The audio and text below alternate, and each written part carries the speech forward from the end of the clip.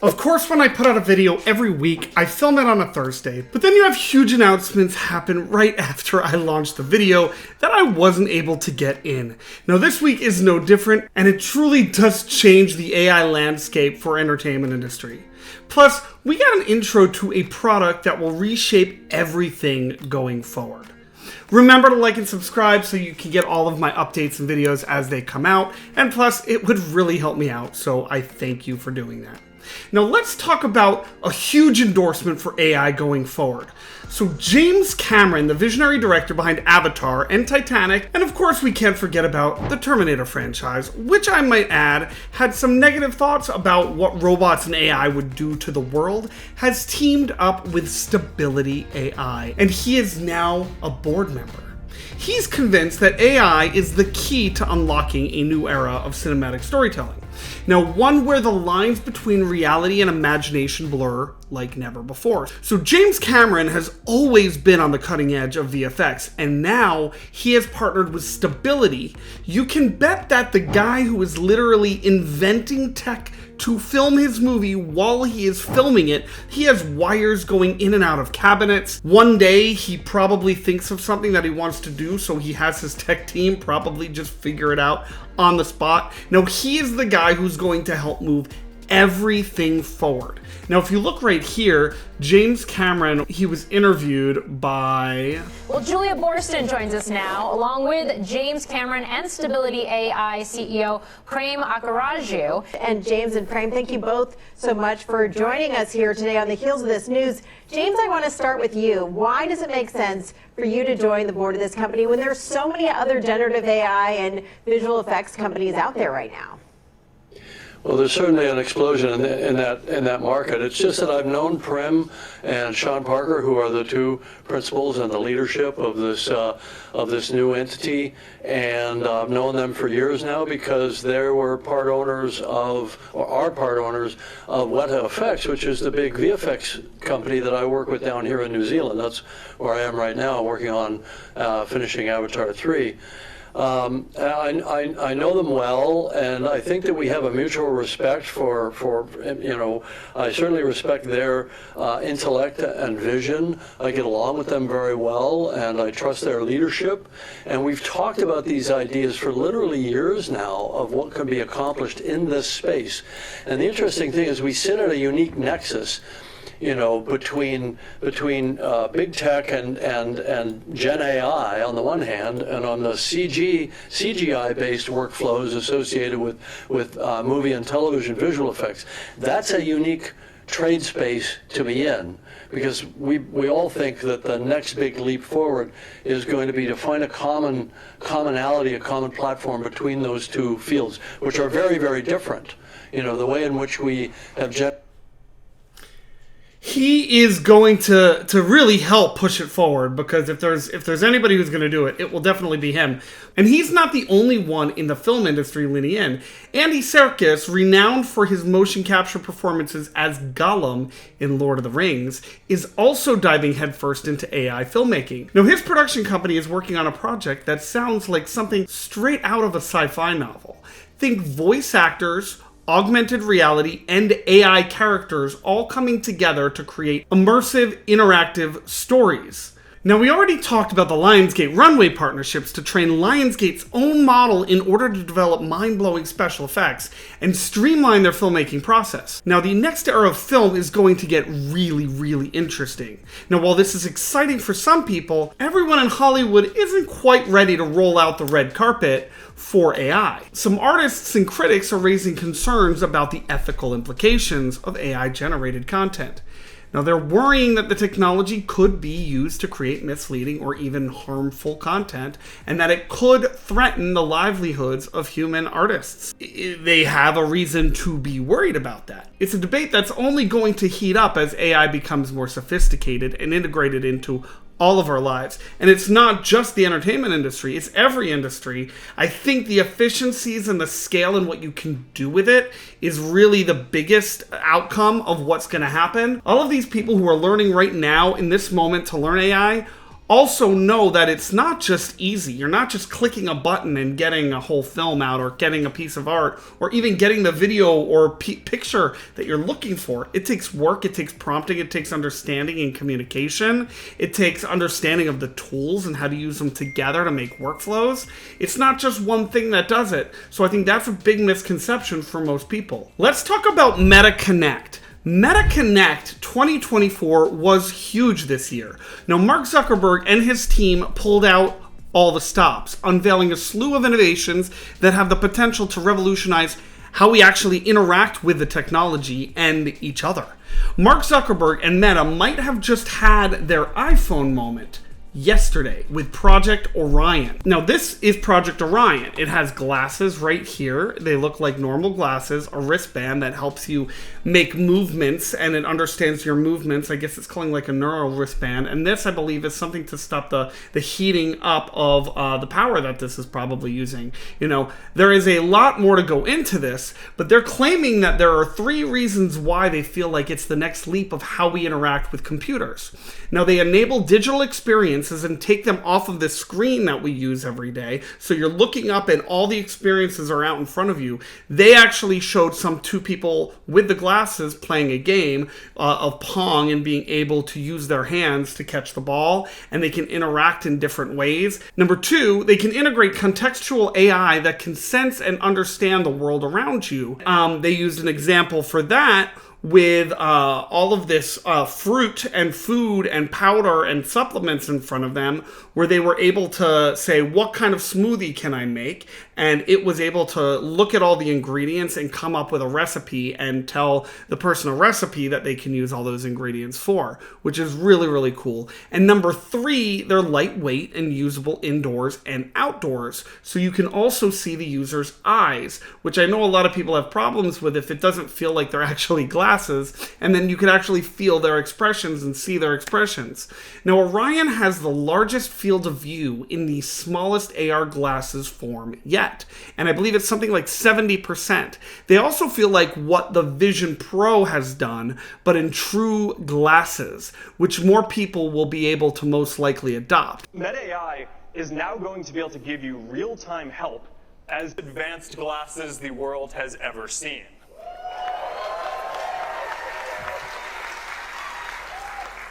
Now, about a decade ago, I started putting together a team of the best people in the world to build these glasses.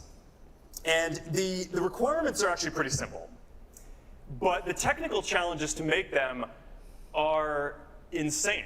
They need to be glasses. They're not a headset, no wires, less than 100 grams.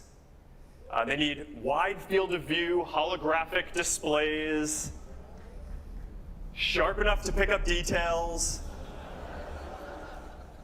bright enough to see in different lighting conditions, large enough to display a cinema screen or multiple monitors for working wherever you go, whether you're in a coffee shop or on a plane or wherever you are. And you need to be able to see through them. And people need to be able to see through them too and make eye contact with you. Right? This isn't pass-through. This is the physical world with holograms overlaid on it. So if someone messages you, you will see that. And instead of having to pull out your phone, there will just be a little hologram, and with a few subtle gestures, you can reply without getting pulled away from the moment. Or if you want to be with someone who is far away, they're going to be able to teleport as a hologram into your living room, as if they're right there with you. You're going to be able to tap your fingers and bring up a game of cards or chess or holographic ping pong or whatever it is that you want to do together. You can work or play or whatever. Building this display is... You can play social games with friends and have experiences with friends, which is similar to the Snapchat glasses that they called spectacles. Now, you wear the glasses with a wristband that helps you identify your movements to select and interact with what's on the screen, and another piece you can keep in your pocket that they claim will help with cooling.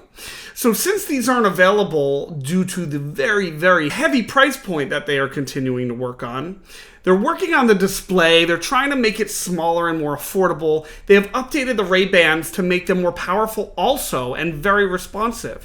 Now, this even includes real-time translation and a new transparent body to the lenses for people who want that. In the real-time dubbing, they will also have movement of the lips, and they're going to be able to change that similar to what Hey Jen has been able to do. Kristen Bell told Instagram to get rid of AI before she became its official voice.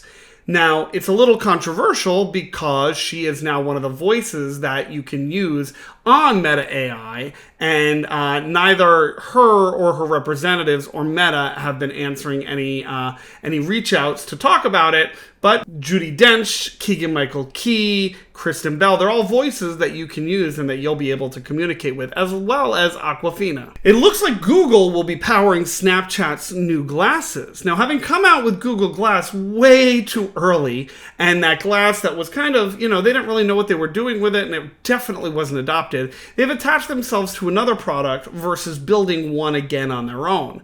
Now, this is probably a much better idea. Now, looking forward to see how that partnership plays out while Meta builds up on their Project Orion. A new study shows that 39.4% of Americans aged 18 to 64 have already used generative AI, and almost a third are using it at work.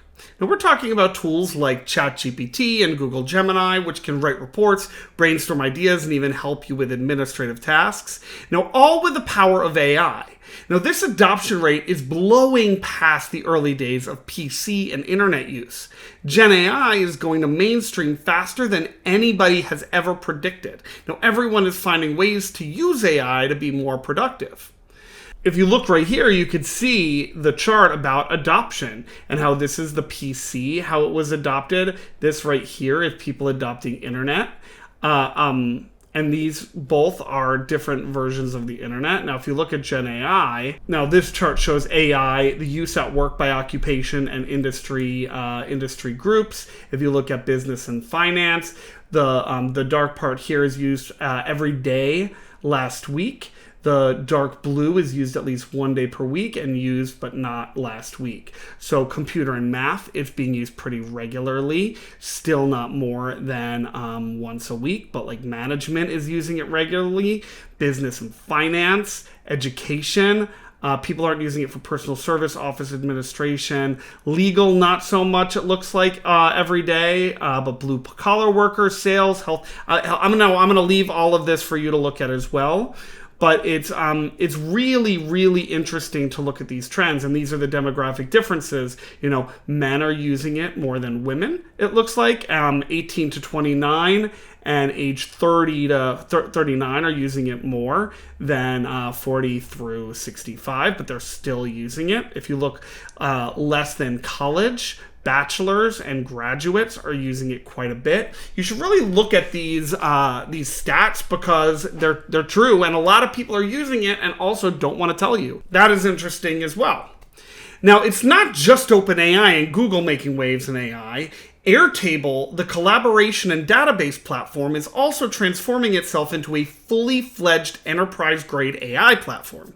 Their new app library feature is like a Lego set for businesses, allowing them to build custom AI-powered apps without needing a team of coders. And with Hyperdatabase, they're tackling the challenge of managing massive data sets, making it easier for companies to integrate AI into their core operations. It's a clear sign that AI is moving beyond the realm of chatbots and into the heart of business operations. Now, OpenAI, the company behind ChatGPT, they've been making headlines lately as well, but not always for the right reasons.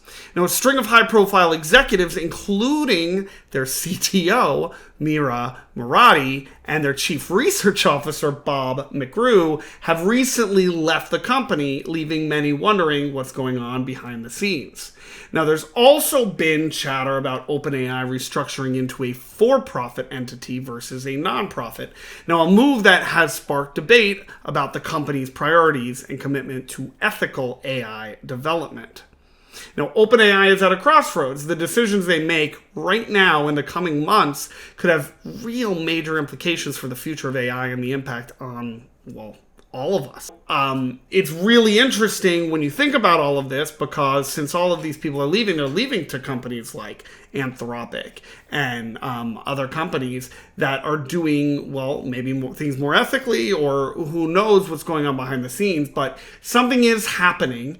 And if you look at what happened when Sam Altman got randomly fired and then brought back and is almost like this ethereal person that can do no wrong there, other people don't believe that, and they decide to leave. People who have been there for a very long time. So we'll see what this actually means and how it all plays out. But on that same note, OpenAI has also just finally released their real-time human voice that they were promising for a long time since their last event. On their Instagram, it mentioned that it could also say, "Sorry, I am late," in over 50 languages, because they realize that they are late, and they are not just late on this. Sora, which they released first before all these other models came out, is still not available to the public. And now you have like Minimax, you have Kling, you have Runway, you have Luma Dream Machine, and still there is no Sora. Now, it's becoming a regular occurrence for them, so we'll see how they move on. So Mark Keith Brownlee, better known as MKBHD, recently launched a wallpaper app called Panels. Sounds harmless enough, right? Well, the app has come under fire for its high subscription fees and questionable data privacy practices. What is really funny about this one is that MKBHD has had a run of giving pretty horrible reviews of companies and products lately that almost brought those companies down because people listened to him. Well, not enough to get a product that is so bad. No matter how much influence you have, it doesn't mean that you will get people to use your app. And now it still does have to be good. And when you think about it, when you are saying so many things about other people's products that take so many developers and so many people's hard work and sweat and equity into this thing that they slave over just to get a review by someone, and it could tear all of that hard work down, in a moment, that same person reveals something that if your opinion matters, you should have been able to see that before it came out and see that there was something wrong with that. So some people are able to talk about others, and some people are able to do and make and create things. They're two very different skills. So we'll see what happens to his app and what else he wants to put out, because I think he was working on some other products as well, which maybe he'll take a step back from that on how he handled this. Now, that's all I have for this week, and it's all super exciting. I'm sure something will come out in 10 minutes after this video goes live, but I'll get to that next week. So again, like and subscribe. I'll see you on the next video.